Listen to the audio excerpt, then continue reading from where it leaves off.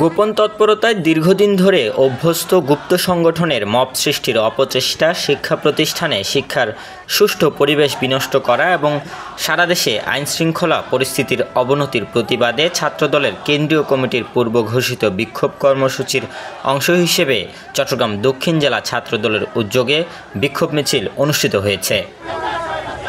সোমবার দুপুরে কর্ণফুলী উপজেলা পরিষদের সামনে থেকেই বিক্ষোভ মিছিল শুরু হয়।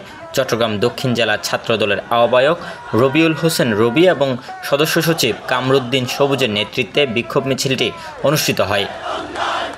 এ সময় অন্তত ৩ শতাধিক নেতাকর্মী উপস্থিত ছিলেন। কর্মসূচিতে নেতাকর্মীদের জামাত শিবির রাজাকার, এই মুহূর্তে বাংলা ছাড় এবং দিল্লি গেছে স্বৈরাচার, পিন্ডি যাবে রাজাকার শীর্ষক নানা ধরনের স্লোগান দিতে দেখা যায়।